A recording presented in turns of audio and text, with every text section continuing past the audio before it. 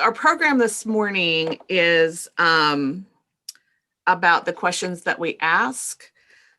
So the questions we're asked are shaped by our experiences and our ideas and the culture that we live in. And they also shape the way that we think and the work that we do.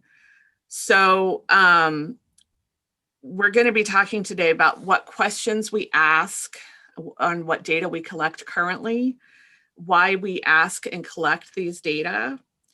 Do the questions and data center the emotional, sexual health of our constituents? What could or should we ask or measure? And if our goal is to center constituents, how do we know if we're doing the right work? So I'm just going to talk about the questions for just a second. So questions can be like a lever you pry open the stuck lid on a paint can. If we have a short lever, we can only just crack open the lid on the can. But if we have a longer lever or a more dynamic question, we can open that can up much wider and really stir things up. If the right question is applied and it digs deep enough, then we can stir up all the creative solutions. And I love a good analogy. So according to the article, the art of powerful questions, there are three components to an excellent question: construction, scope, and assumptions. Sorry, and I've realized that I've printed out the wrong facilitator guide, but that is okay. So, come on. So, productive questions, constructing a question. So is it a yes or no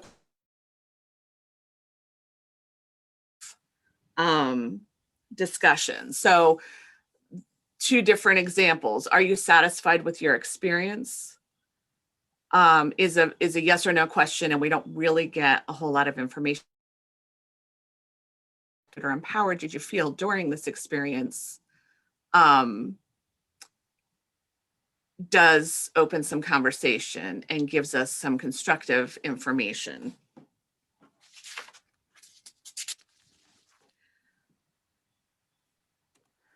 The scope of the question. This is proximity that evaluation professionals talk about. We need to pick questions that are specific to the population that we are working with. So it would be great to get comprehensive sexuality education in all schools in the US, but that is far beyond the scope of our influence. But we could work to ensure that local sexuality education is trauma informed. And so that is a question that we could ask ourselves. How can we do that? And then the last thing is avoiding assumptions. Asking something like, what did we do wrong and whose fault is it? Immediately leads to defensiveness. But asking what can we learn from the situation and what possibilities can we now see opens the door, leads to reflection and learning and collaboration. And the first question is what we as humans naturally try to do. And the second question is what we as collective impact are trying to train ourselves to do. So great questions can generate curiosity, stimulate reflection, deepen conversation, and uncover underlying assumptions. They also lead to renewed energy and forward movement, which is what we're all looking for. And they invite creative focus on possibility. And as an internal optimist, that really appeals to me. So today we're going to look at some of the questions that we ask. And I think we'll just do it as a group exercise here rather than breaking out, but I need one person to volunteer to take notes. So we want to talk about what do we measure currently and what do our partners measure, because they're not necessarily the same thing. Why we measure these things, how these data center constituents, and then really look at them and make sure really are they constituent centered? And then what other data could we measure to center the emotional and sexual health of constituents? Because that will hopefully give us an idea of where the gaps in our information are.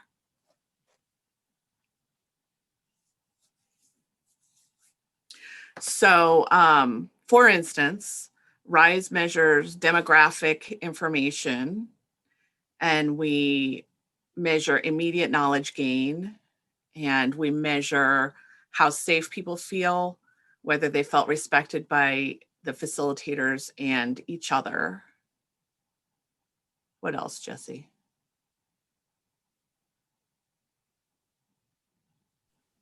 I think that covers it. Yeah. And numbers, like for some things, like when we do a tabling event, how many people show up. That's not really constituent centered, but it's numbers that we have to have for grant purposes. So are you just asking like what our organization's measures just in general? Yeah. Just because, I mean, I think we talked a little, the first meeting, we obviously track and measure, demographic questions and everything. But we also do an exit survey with every client. Obviously, sometimes with clients that are in clear trauma, we pretty much send them home with the survey so they don't have to fill anything out right then and now, because it's just not the right time to be like, oh, hey, do you mind filling this out for us? How did we do? But they do, everyone that comes in here does have the opportunity to fill this out and or bring it back. So I have it on my screen. But so we ask, I feel my immediate needs were addressed, and all of them are from strongly agree to strongly disagree. They can check it. And if anything is neutral or less, we ask them when we talk about it. Like how we can do better now, or how we can do better next time. But we ask them if their immediate needs were addressed.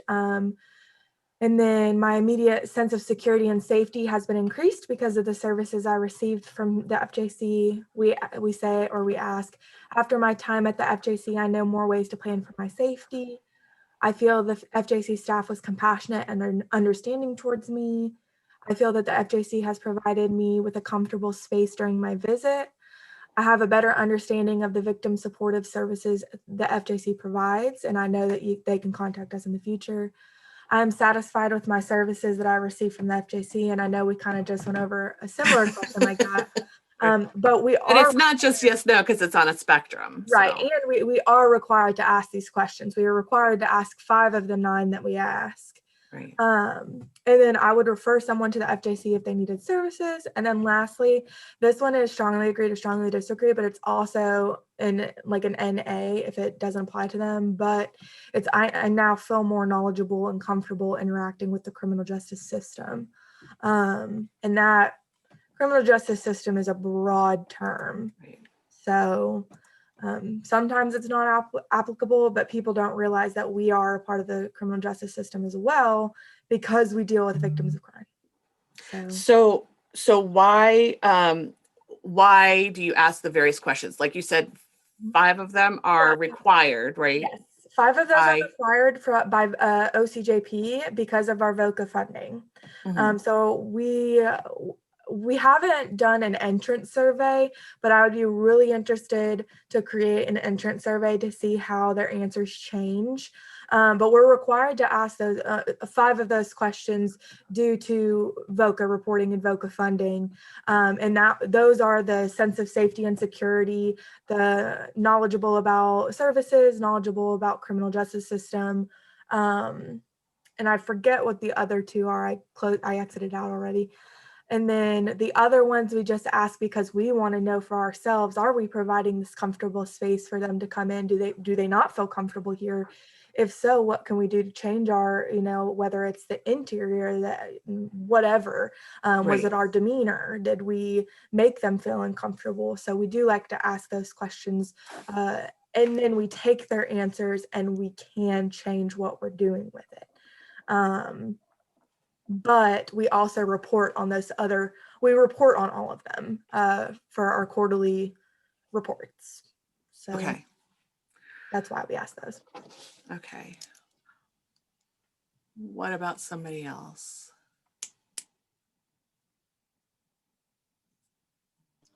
I can share. I'll try to type and share at the same time. So at a step ahead, we do when we do reproductive health education in the community, we do a pre-post test when we're working specifically in populations of people in recovery or people struggling with substance use disorder, where we ask about knowledge of neonatal abstinence syndrome before and after the group that we do, just to gauge if there was an increase in knowledge. We also ask, so, and that's on a strongly disagree to strongly agree spectrum.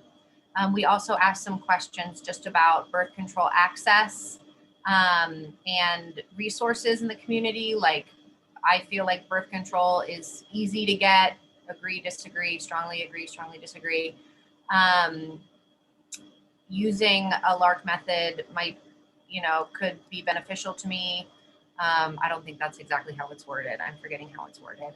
We've had a difficult time collecting these during COVID just because of technical difficulties. So we haven't been doing them as much. And it's kind of part of our project to be able to expand more to allow for more feedback from the clients in, kind of a longer form, not just a spectrum answer. So that's what we do with our health education. And those are all anonymous, of course. We make that super clear. And then when we have clients who are accessing our clinic resources, I try to be like, I feel like when we're trying to decrease barriers to birth control, like we try to ask them less questions, or just like, you don't have to fill this out. None of this affects your eligibility for our program. So sometimes we get half filled out sheets, which is great because people don't feel comfortable answering. But we ask basic demographics, and we ask if clients have had past pregnancies, how many children they have, whether or not those babies were planned or not. So for us, that can be really, really helpful data if we're, and that just helps us figure out if we're focusing our resources on people who are at a, high likelihood of having an unintended pregnancy or not. But again, as I said, there's none of those kind of like affect their eligibility. We try to make that really clear. So people don't feel like this is an additional barrier that they have, an additional hurdle. And then I follow up in a really informal way with everyone who uses our clinic resource. If they say that they're open to being contacted by us, I'll just send them a text message and say like, hey, how did your appointment go? Were you happy with the care that you were given? And that sort of thing. We always invite people to kind of share in a longer form way in terms of like a testimonial. But again, none of that is required. Crystal, how about United Way? I'm sure that they collect loads of data, and it would be interesting to hear what and why you all collect from a funder's perspective.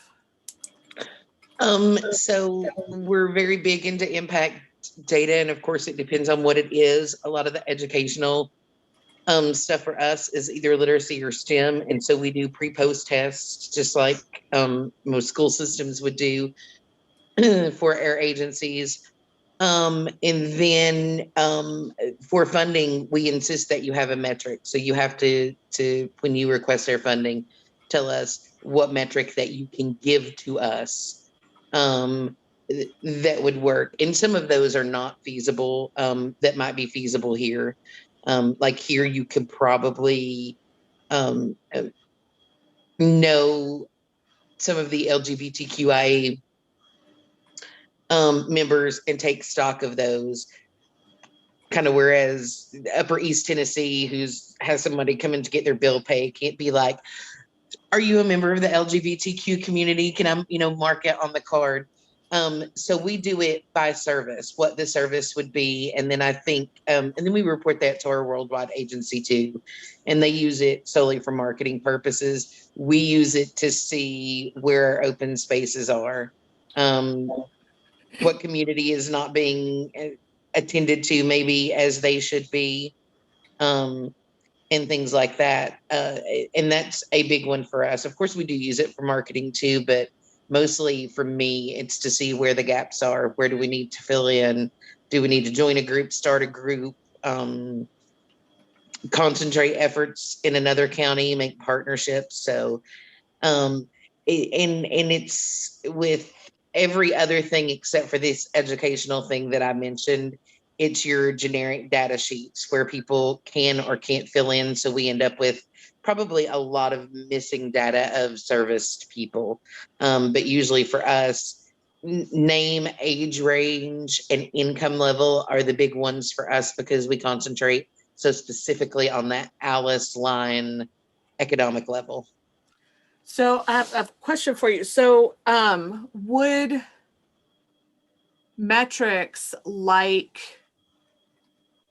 the changing experience of constituents from less empowered to more empowered, from less safe to more safe, those sorts of things, is that something that the United Way could accept as a metric, or does it need to be more number based?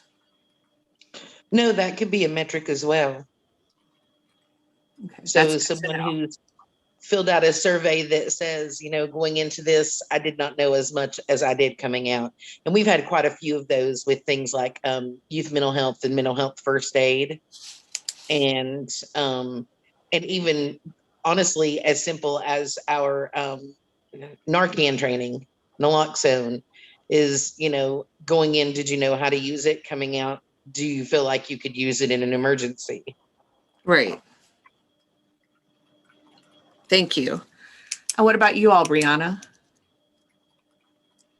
Healthy and Free doesn't provide direct services, so we just evaluate our programming and also the bills that we're working on, kind of passage rate, all of those things. And so I will say, kind of get into this other question of how do these data center constituents, I'm not sure who's supposed to answer that, but anyway. Yeah, we can get there. Yeah.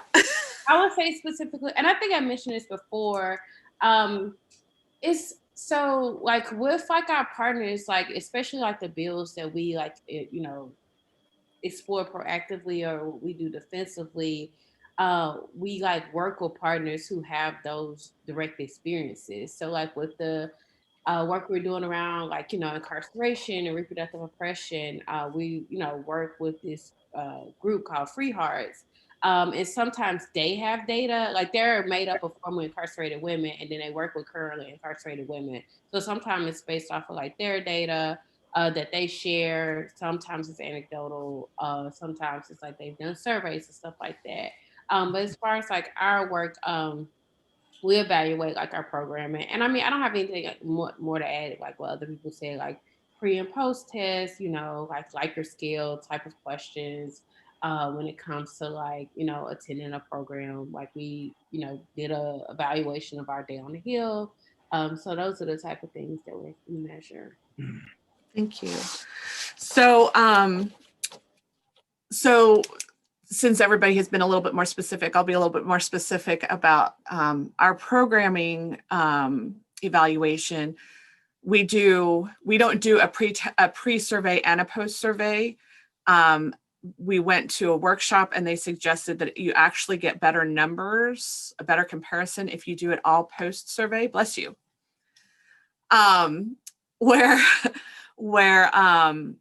Because people come in with an overblown idea of their knowledge and they go out with a more humble idea of their knowledge. And so you may not show knowledge gain as easily as if you do both. Before I came into this workshop, my knowledge was here. Now that I've had this workshop, my knowledge is here. So we do it that way.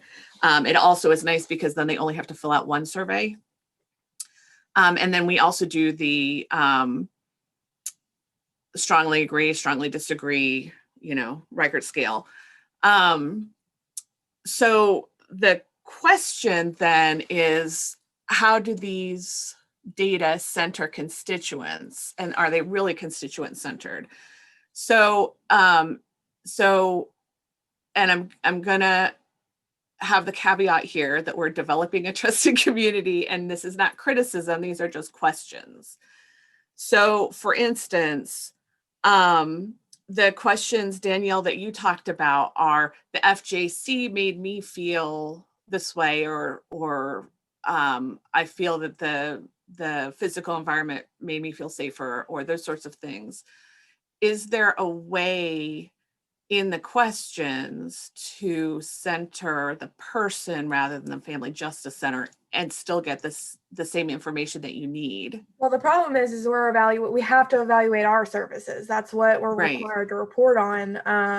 And we do ask, like, I feel, and so, I mean, our questions do direct their feelings Right. about our services.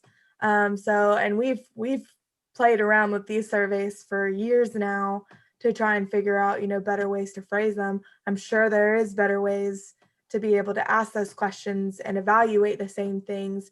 I'm just not sure how exactly, what's best and what's allowed. Right. And what is there, and this is for anybody, one of the things that we always struggle with is how to ask enough questions without asking too many questions. Yeah. Do you have a sense of what is a good length? I mean, does 9 feel overwhelming to them? Does 9 feel okay? I feel like, the response that we've had, it's fine, because we do leave them in the room to complete these on their own. We don't sit there and hover over them or anything. We just say, because generally it's when somebody is coming in and filling out an order of protection. And so we'll just be like, okay, well, we're going to go make some copies of, of your order of protection. We do have these surveys. They're completely voluntary and they are anonymous. You don't have to fill them out, but if you would like to, they're just sitting on this table for you to fill out. And then we walk out of the room and we stay out of the room for probably a solid 3 to 5 minutes, just in case they did want to fill it out. Right. And we found that works better than trying to stay in the room and just being like, oh, just so you know, we do have this available, because I feel like you do not want to pressure them. You don't want to pressure them to fill this out, because that will make things feel uncomfortable. So just leaving them, or saying, if you want to bring this back at any point, because a lot of the times they do come back, whether that's for a counseling service or bringing back a copy of their order of protection, like certified, things like that, they can always bring it back. Okay. And so I've never had any complaints that it's too long. I've just had people where they don't fill out the whole questions, or they just don't fill out anything, because we also have feedback forms, and it's where they can provide their own feedback. It's just a big empty box, and they can check that they want to remain anonymous. And so, but they can also check that they consent that we use their words. So for example, when we were audited a couple years ago, one of the things that we showed as like a positive thing that the FJC was doing is we had positive feedback coming through in clients' own words rather Right. than surveys too. So we do provide both of those. But I've never had a problem with 9 being too many questions. Right. Now, I know that you guys get data from the police department about number of reports filed and charges pressed and goes to court and gets conviction and those sorts of things. Are there other outside data that you guys gather that's useful to your work? Not from any other police departments. Just any other organizations? I mean, we can get like Safe House's data, we can get Legal Aid's data. It's not something that we're required to get, because we know how many referrals that we make to them and how many people that come through us to get to them. But I could absolutely get, how many people were in shelter last year, how many people that came through you just annually or quarterly. Those are definitely numbers that we can get. It's just not something that we ask for. Right. It's not required. Are you guys required to share referrals and then the follow-on information? So we're not required to do refer. I mean, they're our partner agency, so we absolutely. No, but I mean, when you do refer, is there a requirement to report, we've done this many referrals, they led to this, they led to this, they led to this? Or is that just something that you keep track of because it's good to So know? how we do our tracking is there is a section in our data management system online that's specifically for referrals. And what we do is we click what referrals were made and then what the content of those referrals are. So for example, if we make a safe house referral, we have options for advocacy, safety planning, emergency shelter, transitional housing, support group, and therapy.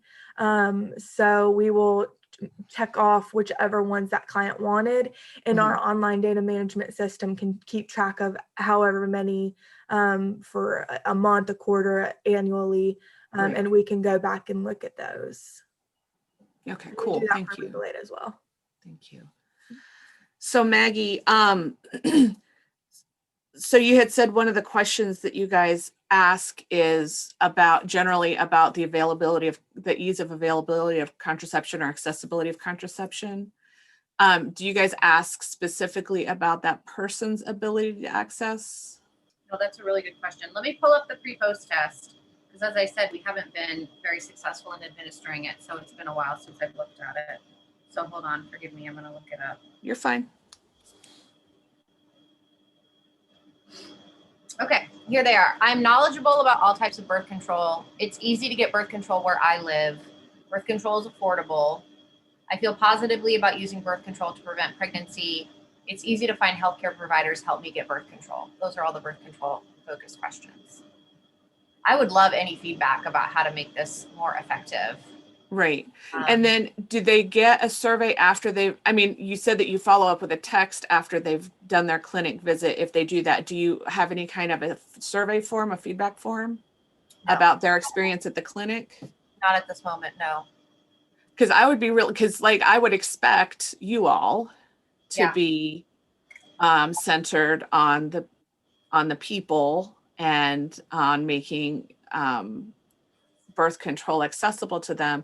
But I would be curious, as a member of this collective impact initiative, what their experience is at the clinics. And so I would be really interested in knowing how their clinic experience is. How empowered did they feel? How respected did they feel? Did the practitioners let them know what was going on? Did they understand? Did they tell them what was about to happen before they did things? Those sorts of things, because that can help us know if the clinics that you're working with are providing trauma-informed, respectful, constituent-centered care. So those kinds of things. So that's, I guess, where I'm getting at. Where are the gaps in our knowledge and the gaps in our questions that could help us work with our partners to create better experiences for our constituents? I love it. I have a question, Maggie, though, about the question do you know about all forms of birth control? So you all list them out, all the different forms, and ask them yes or no, do you know about this particular form? We don't. We talk about all forms of birth control in the group. So that's a great point, because we're assuming that there's a level of knowledge that there might not be with that question. You're exactly right. I'm knowledgeable about all types of birth control. That assumes that they are. Right. Well, that doesn't make any sense. Okay. But you can talk about, if you're doing pre-post before this work or before this group. I understood a lot about, I knew about many forms of birth control after this group. Yeah. So if we did it all at the end, we could word it in a way that was a little bit more concise. But Brianna, what you're saying is that if we're going to keep it this way and do a pre-post at the beginning of group, we need to be a lot more clear about what exactly we're asking, because that's a question that's making a ton of assumptions and is super vague and not terribly helpful. Mm-hmm. Yeah. Being more specific. Yeah. Awesome. Thank you for that.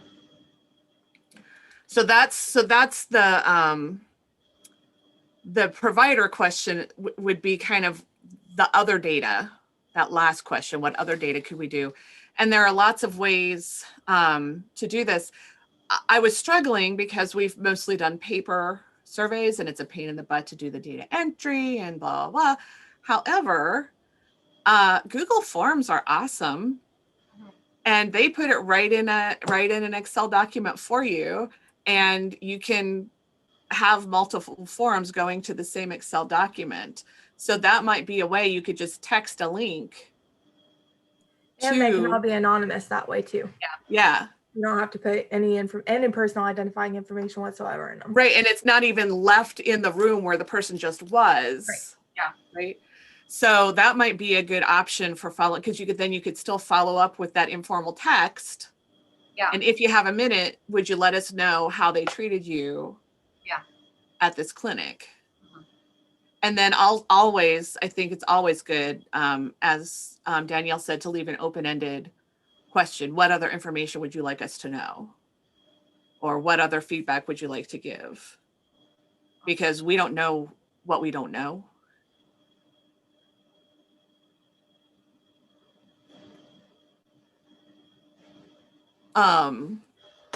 So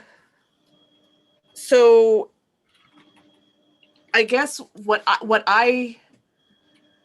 after putting this together this week, I'm like looking at all of our questions anew. So one of the things that I think we get stuck in is we have these requirements from parent organizations, we have these requirements from grantors, we have these requirements from whatever, and we feel like we're gathering so much data, but it's still important to ask the question, what data do we not have? What data do we need to have to best serve constituents and to make sure that our partners are serving constituents well? Because we could be sending them into harmful situations without even knowing it. So that's where I'm going to leave it, I think.